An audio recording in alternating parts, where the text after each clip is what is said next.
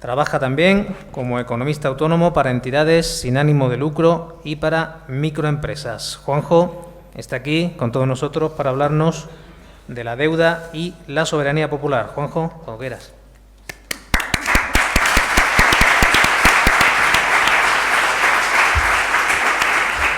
¿Se escucha? Sí.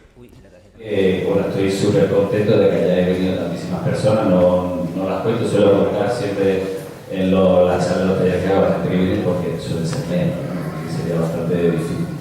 Pero bueno, yo creo que eso también es sintomático de la importancia que como ciudadanía y como sociedad le estamos dando a la cuestión de la deuda, porque realmente es una parte, como decía antes, central del relato de la crisis que nos han contado, ¿no? Entonces, bueno, en primer lugar eso, felicitaros a todos por venir aquí y a escuchar lo que tenemos que decir el compañero Juan Marco y yo.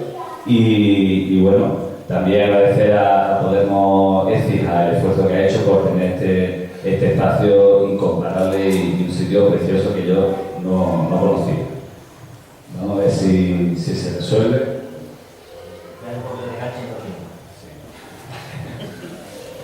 Bueno, pues como para ir introduciendo un poco el tema, porque normalmente yo me suelo enrollar bastante, entonces, bueno, como decía, agradeceros vuestra presencia y el interés, porque antes de que estallara la crisis, cuando uno intentaba hablar de economía, de cualquier asunto de economía, que a la gente, normalmente la gente se ponía de perfil y lo siguiente era dar un par de pasos para ir hacia el bar o a cualquier sitio donde hubiera un partido de fútbol o lo que fuera, ¿no? Entonces, la urgencia del momento nos ha hecho a todos, al pueblo español, plantearnos como sociedad, pero también individualmente a cada uno, que bueno, que llega el momento también de interesarnos por estos temas que al final nos afectan en nuestra vida cotidiana. Muchas veces antes pensamos que como todo va bien, todo fluye y tal, pues bueno, dejamos la política en manos de los profesionales, dejamos la economía en manos de los profesionales, todo lo dejamos en manos de los profesionales, y hay determinadas cuestiones sobre las cuales tenemos que tener un criterio propio, porque si no, cuando después hay que afrontar alguna alternativa o algún problema, pues nos vemos vendidos, ¿no? Y esto es lo que ha pasado con la economía, que no teníamos ningún tipo de argumento para contrarrestar lo que fueron diciendo y lo que fueron haciendo, y cuando ya lo han hecho, me refiero a partir del año 2008, evidentemente ha surgido un interés, pero vamos un poco a remolque, ¿no? Entonces, esto que estamos haciendo aquí hoy es un poco intentar romper con esa barrera e intentar que todos, lo has dicho antes por aquí he mencionado, salir siendo más sabios, bueno, yo no sé si más sabios, pero sí aprender algo de lo que hablemos, incorporarlo a nuestra vida cotidiana y a nuestro conocimiento y a nuestro diálogo que mantenemos con el resto de las personas con las que nos relacionamos de forma cotidiana. O sea, tenemos que sacar estos temas de la economía, que pensamos siempre, ¿no?, de que si sube el IBEX, baja el IBEX, las grandes empresas, no, eso no es realmente la economía. La economía todos sabemos lo que es, cada día tener que ir a trabajar, tener que pagar una hipoteca, tener que pagar un montón de cosas y cómo resolverlo. Y eso está en nuestra vida todos los días, ¿no? Entonces, no podemos abstraernos ni dejar que también no hagan la economía. Tenemos que tener nuestro criterio, ir elaborándolo, y espero que esto voy a tener un poco más de criterio en la cuestión de la deuda. Así que pasa. Bueno, como veréis, voy a pasar un poco rápido algunos puntos, pero bueno, este es más o menos el esquema de lo que vamos a ir viendo. Empezaremos con un breve marco conceptual, no lo voy a entrar en profundidad en todo, porque si no, no nos iremos de aquí antes de las 12, pero sí hay varias cuestiones que tenemos que tener claras, ¿no?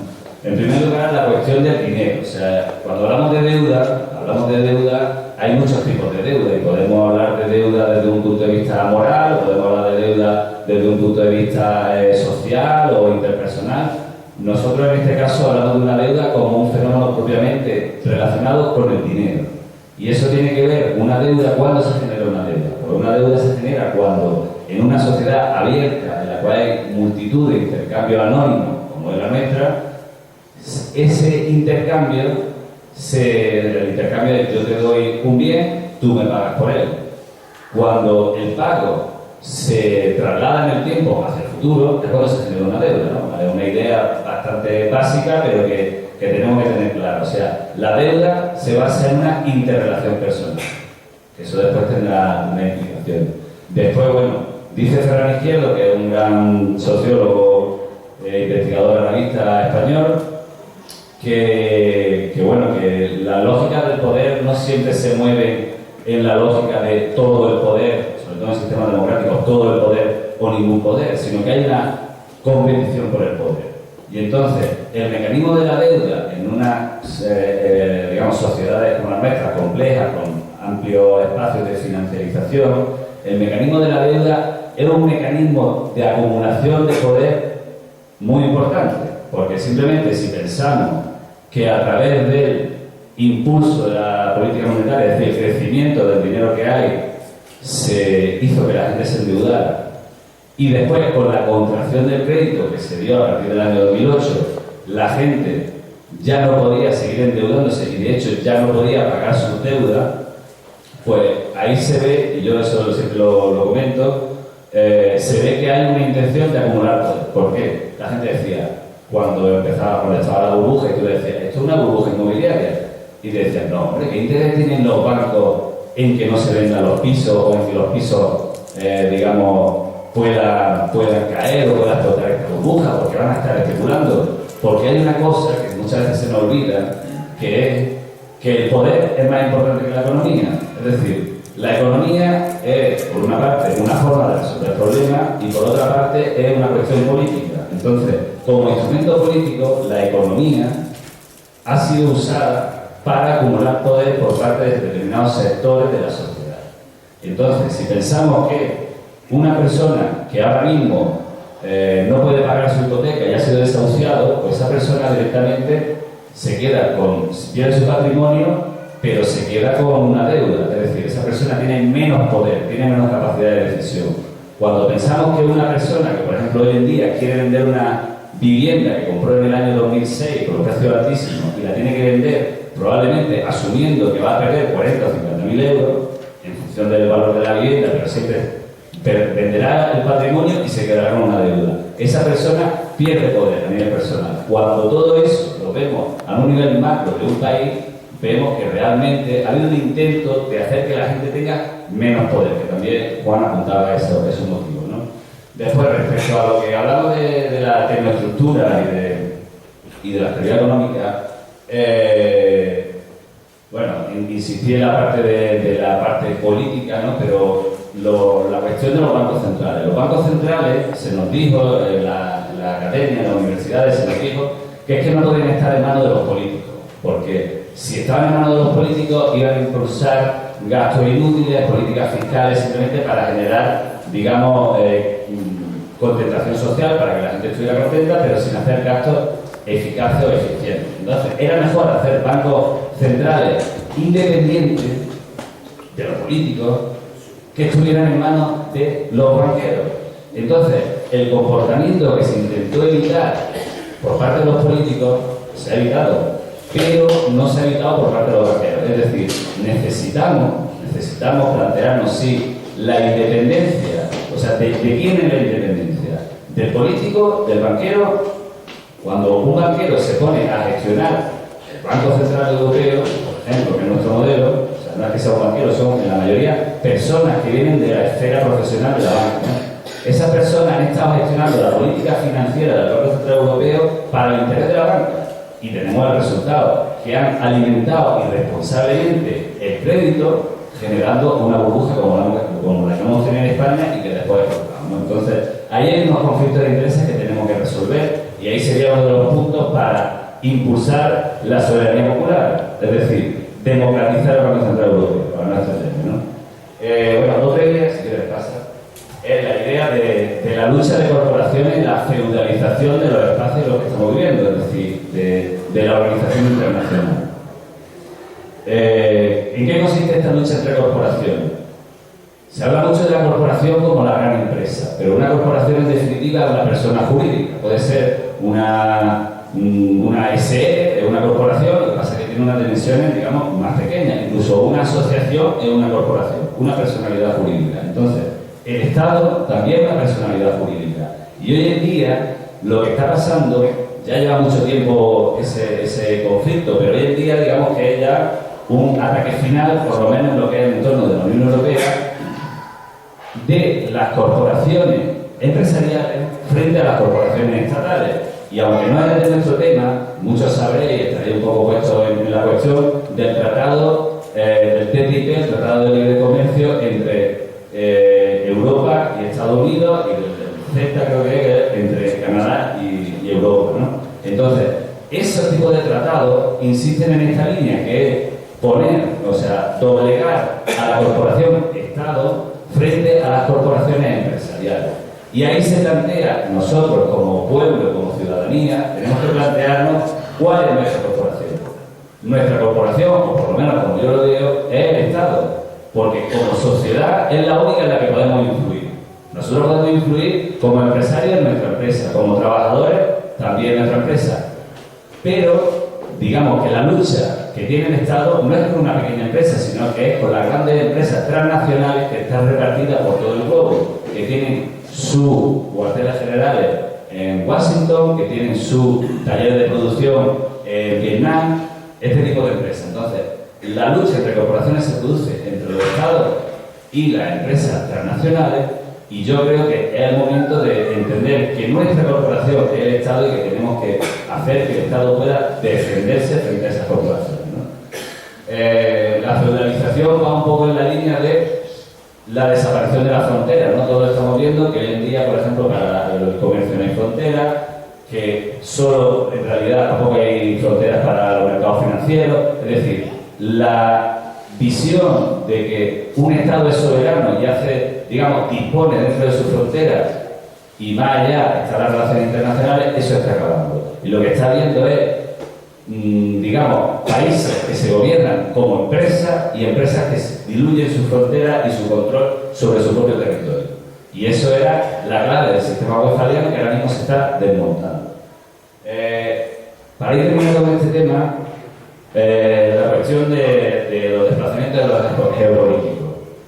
Cuando después de la Segunda Guerra Mundial, Estados Unidos se consolida como la potencia hegemónica digamos, que controla gran parte de Europa, lo que hace es impulsar una estrategia de creación de áreas de bienestar, lo que se conocería como el estado del bienestar, en Europa, con el fin de atraer a la población europea hacia su proyecto político, frente al proyecto político comunista. Nos puede gustar más o menos, pero era la lucha que había en ese momento a nivel global. Entonces, eso ocurrió aquí y ocurrió también en todo lo que era el sudeste asiático, en Japón, Corea y demás, ¿no? Entonces, esas cabezas de puente que en su momento tuvieron una utilidad estratégica para el proyecto imperialista americano, hoy en día han perdido interés, porque los ejes geopolíticos se están desplazando, los mercados más grandes ya no están igual, aunque hay la mayor parte del comercio, o digamos, Europa es uno de el principal actor comercial a nivel mundial de consumo, pero es verdad que los mercados potencialmente con mayor crecimiento son los asiáticos. Entonces, Estados Unidos está entendiendo eso y está desplazando su visión estratégica del eje transatlántico al eje transpacífico. Y hoy en día, esta semana ha ocurrido la reunión de Chile, no me sale el nombre, pero China, Estados Unidos, India, en definitiva, todo lo que son las áreas que están vinculadas en torno al espacio pacífico, Asia-Pacífico. Eso es verdad. Entonces, ese efecto de desplazamiento de los ejes políticos también lo vivimos en la Unión Europea. ¿Cómo? Pues de una manera muy similar. Cuando las potencias centrales de la Unión Europea ya han expandido el proyecto europeo hacia los confines del Mediterráneo y hacia el oeste, pues entonces lo que necesitan es liberar recursos para poder mantener, para impulsar, dar un nuevo paso en su proyecto imperialista, porque al final lo que hablamos es de potencias que intentan controlar espacios cada vez crecientes. Entonces, Alemania tiene un claro interés de desplazamiento hacia el este. Francia tiene un claro interés de desplazamiento hacia África. Entonces, ese desplazamiento de eje está también en la base de la crisis que hemos vivido y del trato y de la solución que se está buscando respecto a la crisis, ¿no? Y bueno, finalmente una cuestión que todo esto, hay un montón de libros, artículos y apuntes que podéis buscar para las personas que tenéis más interés, sobre la cuestión de la deuda y retomo lo que decía al principio. Cuando uno estudia estudia la economía a través de la historia de la deuda, como hace David Graeber, puede entender que las deudas no son ni más ni menos que, como decía antes, una parte de la interrelación que se produce entre humanos. Entonces, tenemos que plantearnos si en la Unión Europea, cuando nos exigen pagar la deuda, pagarla al completo, lo que nos están diciendo hasta cierto punto es que la interrelación que teníamos entre las zonas periféricas, como podía ser Portugal, España, Italia y demás, y los países centrales, esa interrelación se está redefiniendo y de hecho se está redefiniendo a peor, es decir, ellos ya no quieren mantener tanto la relación con nosotros, ¿vale? Entonces, cuando uno mantiene deuda, al final lo que quiere decir es que quiere mantener una relación con la gente. Cuando la deuda se extingue, es que ya no quiere tener una relación. Y eso es un poco lo que nos están planteando desde los países centrales de la Unión Europea. Y es una de las cuestiones que tenemos que pensar para resolver este asunto, ¿no? ¿Cómo queremos construir esa interrelación entre los países periféricos y los países centrales? Bueno, esta frase es muy antigua, la dijo Thomas Jefferson, que es el tercer presidente de Estados Unidos. Y bueno, la voy a leer porque es muy sintomática. Creo que los establecimientos bancarios son más peligrosos que los ejércitos permanentes y que la financiación es, sin embargo, una estafa futura a gran escala. Yo contemplo la banca como un borrón en todas nuestras constituciones, que si no se protegen, terminará en su destrucción, ya que ya están siendo golpeadas por los jugadores corruptos y están arrasando en su progreso la fortuna y la moral de nuestros ciudadanos. Se dijo hace 200 años, pero yo la podría decir hoy en día cualquiera y tendría plena validez, ¿no? Entonces eso, yo creo que para hacer una imagen de lo que está pasando es bastante gráfico. Bueno, ahora vamos a entrar en 3 imágenes de la crisis y he seleccionado 3 que son muy de economistas, pero habría muchísimas más imágenes que yo creo que a todos se nos vienen a la cabeza, como puede ser los desahucios, como puede ser el paro, como puede ser la desesperación de las familias que están siendo, empobrecidas de forma sistemática y que no tienen ninguna respuesta por parte de las instituciones y por parte de los poderes fácticos de este país, ¿no? Entonces, aunque había muchas más imágenes, yo he querido coger estas 3 para para desarrollar la charla. En primer lugar, una de las grandes mentiras que se nos ha contado desde el principio y que Juan la está apuntando también en su intervención es la idea de que el Estado español estaba muy endeudado en el año 2008. No es real. Los datos, como veis aquí, si veis el 66% que pone arriba, que bueno, está en inglés, pero es la deuda del gobierno, lo voy a vender, el 63% sobre el PIB. Si veis, salvo Corea del Sur, el resto de países estaban por encima de nosotros, en lo que era deuda pública. ¿Por qué nos decían que la crisis era una crisis de deuda pública? Bueno, ya podemos ir empezando a atar cabos, ¿no?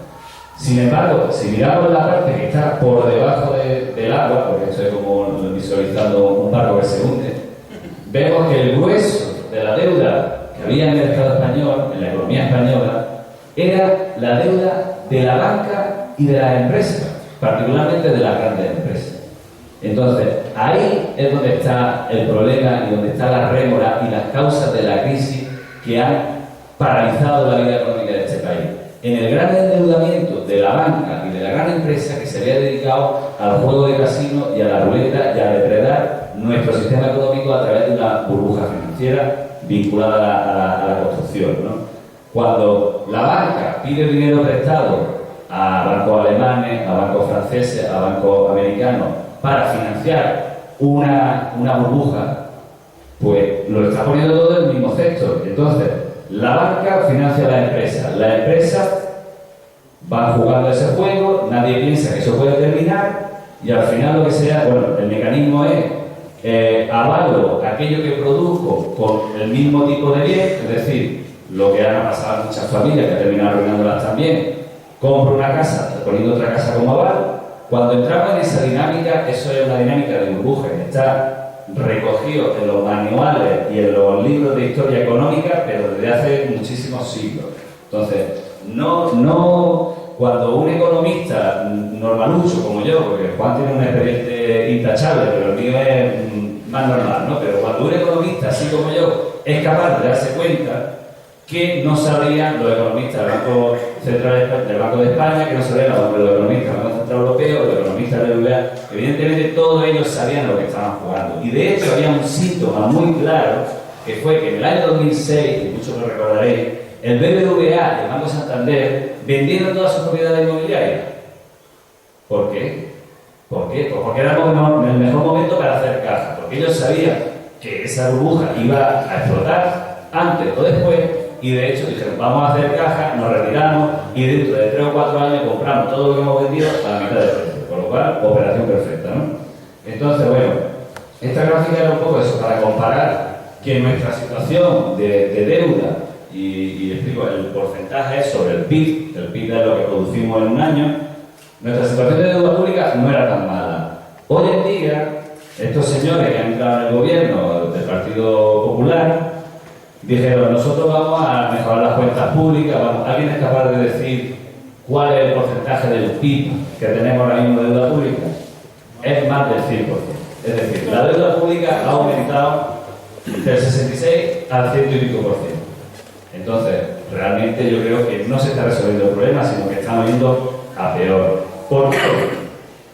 Porque lo que se ha hecho ha sido traspasar la deuda privada a deuda pública. Este es uno de los, yo pongo ahí el tema de la financiación, pero también es para que comprendamos cómo funciona un poco el mecanismo del dinero. Cuando nosotros, nuestro país, nuestro gobierno decide entrar en el euro, junto con un montón de países, lo que hacemos realmente es hacer una hucha. Ponemos todos nuestros ahorros como país, como gobierno, los ahorros del Banco de España, los ponemos en el Banco Central Europeo, y así lo hicieron el resto del país.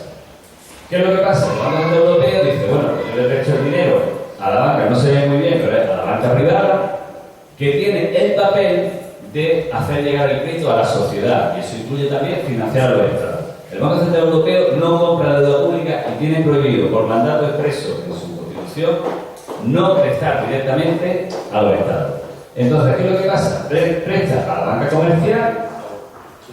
comercial presta al país a cambio de un tipo de interés que es devuelto a la banca comercial. Y la banca comercial después le paga su tipo de interés. Es decir, el Banco Central Europeo ahora mismo está prestando al 0,5% a la banca comercial. La banca comercial, para prestar a España, le compra los bonos. Los bonos tienen una rentabilidad que tiene que pagar el Estado español de un 3, 4%, 5%, que es lo que se está pasando ahora. Entonces, eso es una pérdida que nosotros tenemos que asumir como sociedad por disponer de nuestro propio dinero. O sea, es un mecanismo que yo solo puedo calificar de timo, ¿vale? O sea, para recibir el dinero que nosotros hemos puesto en el Banco Europeo, tenemos que poner a la banca por medio y pagar por ello, para que uno haga el negocio. ¿El sistema funcionaba así? Bueno, a mí me sigue pareciendo un timo, pero por lo menos si funcionara, podríamos seguir trabajando, pero es que ya no funciona así. Entonces, aquí hay un problema también, que cuando la banca comercial deja de cumplir su función pública, hay que plantearse si realmente necesitamos otro tipo de banca. Porque esa banca comercial no está prestando al Estado, pero tampoco está prestando a las familias, tampoco está prestando a las empresas, y es lo que realmente está destruyendo, bueno, ya ha destruido y sigue destruyendo, sigue manteniéndonos en el fondo a nuestra economía, ¿no? Esta imagen para mí es también muy gráfica, ¿no? O sea, nosotros nos dicen, es que las autonomías son un foco de despilfarro. Aquí tenemos los datos. Los ayuntamientos son un foco de despilfarro. Seguro que hay despilfarro, pero si vemos las líneas de crecimiento de la deuda, más o menos son estables. En el año 2008, y yo lo califico ahí como golpe de estado financiero, porque es que es lo que creo que mejor define lo que pasó, que fue los bancos, como están realmente en situación de quiebra técnica, porque al prestarse dentro de la burbuja inmobiliaria y verse muchos de ellos también afectados por el estallido de la burbuja inmobiliaria americana, no tienen capacidad de proveer de crédito a la sociedad, pero en vez de reconocer que están en quiebra, lo que dicen es la administración pública no tiene crédito, no es de confianza ya. ¿Eso qué es? Utilizar su recurso, que es el dinero, que realmente es nuestro dinero, utilizar ese recurso como un recurso de poder y doblegar a toda una sociedad para que empiece a adoptar determinadas medidas que les favorecen. Para mí eso es un golpe de Estado. Y si lo buscáis en el diccionario probablemente encaja. Pero bueno, hay lo que hablaba de la deuda autonómica y de los ayuntamientos, pues aquí se ve claramente, ¿no? Cómo se dispara la deuda estatal a partir del año 2008, mientras que la otra, la segunda línea, la tercera línea es la autonómica, que sí que es verdad que aumenta, pero no aumenta en la tasa de crecimiento de la deuda estatal, y la deuda de los ayuntamientos pues se ve que más o menos se mantiene siempre en torno al 6-7%. Entonces, hay que desmontar también determinadas mentiras que son que la autonomía y los ayuntamientos han despilfarrado muchísimo y son la base de este gran problema de la deuda que tiene el Estado español. El problema del Estado español lo generan los bancos y las grandes empresas, que son los que tienen el problema de la deuda pública, y todo este crecimiento a partir de 2008 es por la especulación en torno a la prima de riesgo y por la imposición por parte de estos actores privilegiados del sistema económico, como son la banca y las grandes empresas, para que compren las deudas que tenían estos actores, lo compre el Estado español y lo paguemos entre todos, ¿no? O sea, todo el mundo tiene presente el rescate bancario, todo el mundo tiene presente, por ejemplo, el rescate de la autopista, todo el mundo tiene presente el rescate de Castor, ¿no? O sea, todas estas cosas influyen y son las que están aquí disparando la deuda. Bueno, la hoja de ruta de la casa de Costa Rica, pues yo lo califico como que no una crisis, es una estafa. Esto era algo que se decía en el 15, en el 2011, y yo creo que lo tenemos que tener clarísimo, ¿no? O sea, ¿cuál era esta hoja de ruta? Por un lado, modificar la Constitución para poner en prioridad absoluta el pago de los préstamos contraídos por la banca sin capacidad de renegociación. Y en eso claramente estoy de acuerdo con los dos partidos, ¿no? Esto es un atentado contra, ya no solo contra nuestra soberanía, sino contra los pactos sociales en los cuales nos movíamos, ¿no? Porque ahora tener que pagar antes los intereses o el capital de un préstamo contraído por la banca que pagar a un médico, que pagar el alumnado público, que pagar a un profesor, o sea, es un atentado contra nuestras condiciones de vida. Después, otra cosa en la que se pusieron rápidamente de acuerdo, tanto PP como PSOE, fue en articular medidas de concentración del sector bancario. Hubo dos reordenamientos, dos leyes que intentaban reordenar el sector bancario, en definitiva, para concentrarlo, y ahora hay otra que lo que intenta también es un nuevo paso en la concentración, tocando a lo que son la reforma de las cooperativas de crédito, que son el último actor que estaba, digamos, ajeno a toda esta bancarización y financiarización del sector bancario. Por otro lado, bueno, digamos, intentaron también introducir esta idea de los rescates bancarios demasiado grande para caer, haciendo entender que si esos bancos caían, pues entonces todo el sistema se iba a pique. En realidad era lo contrario, o sea, porque no cayeran, hemos hecho que todo el sistema vaya a pique. Y bueno, el plan de ajuste estructural, que claramente todos lo hemos sentido en nuestras condiciones laborales, en los servicios públicos. O sea, había un redimensionamiento a la baja de todas las conquistas sociales y públicas que hemos conseguido como sociedad y que eran la base del contrato social en el cual todos nos sentíamos cómodos y que han atacado. Y eso, aunque ellos le llamaban Pacto del Euro Plus, es lo que se ha conocido en Sudamérica y en África y en muchos sitios desde el año 73 hasta ahora como un plan de ajuste estructural. La deuda legítima. Aquí hay una definición que no es una definición que nos hayamos inventado las personas que estamos en la plataforma de la Auditoría Nacional de la Deuda, ni nada relativo. Esto es una definición que está acuñada en el derecho internacional y a la cual se han acogido muchos países a la hora de resolver sus problemas sobre deuda. ¿Qué es lo que dice? La deuda legítima es aquella que procede de préstamos que por como fueron concedidos, gestionados o en aquellos que financian de forma directa o indirecta, atacan las condiciones de vida de las personas y ponen en peligro la convivencia pacífica de los países. No sé si se entiende, pero dicho en menos palabras, lo que quiere decir es préstamos que se utilizan para estrangular la vida de las personas, las condiciones económicas y para atacar a los derechos humanos, al cumplimiento de los derechos humanos y que pone en peligro la estabilidad internacional, en definitiva, porque en el momento en el que, por ejemplo, están sobre la mesa argumentos para salir del euro, salir de la Unión Europea, a lo mejor aquí la gente ni comparte ese argumento o no, pero hay gente que está hablando de eso. Es decir, estamos abriendo las puertas a romper con el marco con el que nos movíamos, lo que hablábamos antes de acabar con las relaciones, ¿no?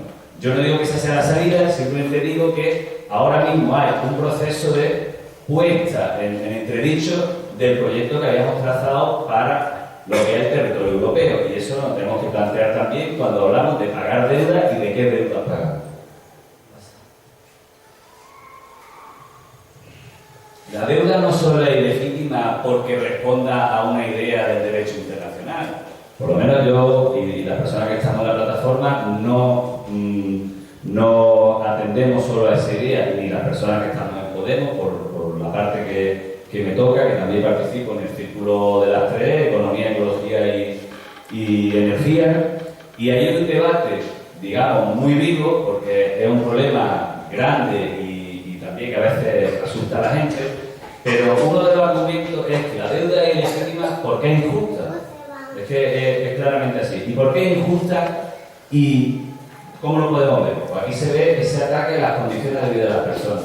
Se ve dónde está la flecha, eso es los valores de la tasa de pobreza de España en 2012 y el crecimiento que hubo desde el año 2008 a 2012.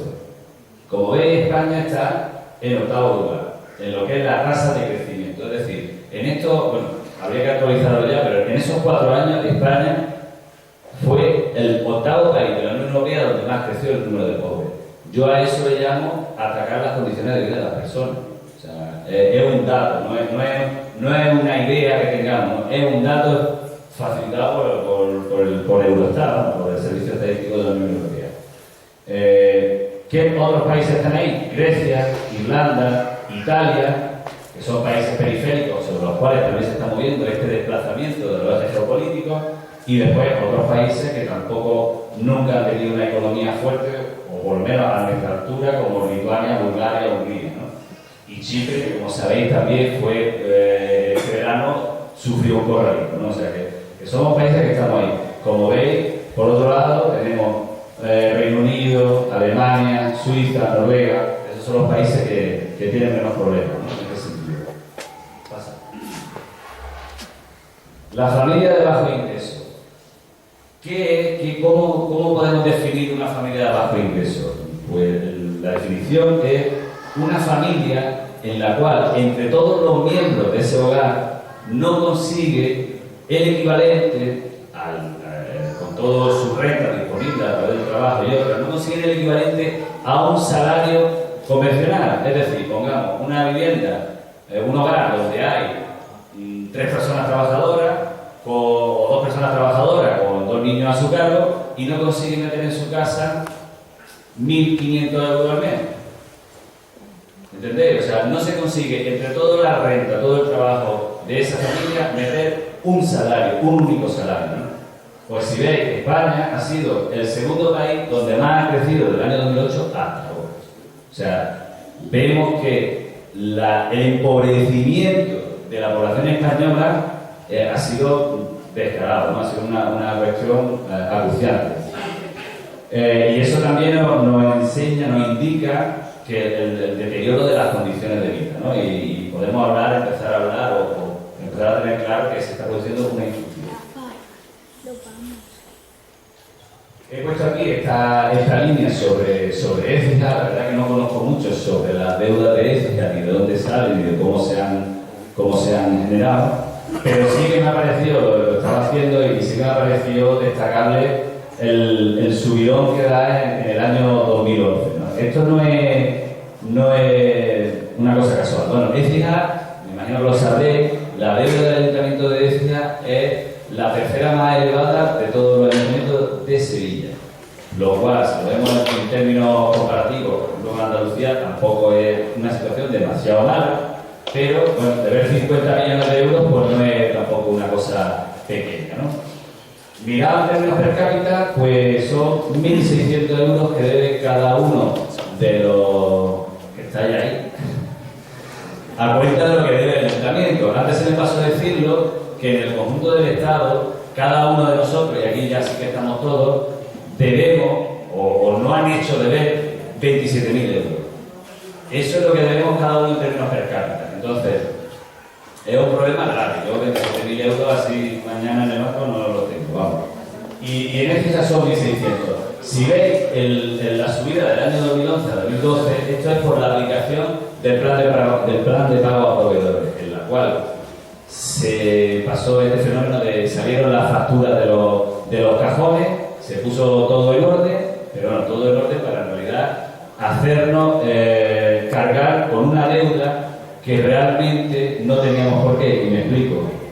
En el momento en el que los ayuntamientos, el de Écija y todos los demás que se han acogido al plan de pago a proveedores, sacan la factura y se la entregan al Estado, lo que hace es poner fin a la capacidad que tendría el ayuntamiento, y es decir, gobiernos posteriores, a tomar medidas en los tribunales contra esa deuda. Es decir, puede que haya habido un proveedor del ayuntamiento que haya actuado en justicia, haya dado un servicio y haya sido justamente valorado. Y eso habrá que pagarlo. Pero también hay muchos casos, como decía Juan, que han sido focos de corrupción y de factura inflada y demás. Entonces, cuando el Estado asume esa deuda, lo que hace es asumir que esas deudas son legítimas. Y lo que hace también es, el Estado anticipa el dinero a los proveedores, pero después le va pasando la factura a los ayuntamientos. Es decir, no hemos hecho cargo, hemos refinanciado nuestra deuda,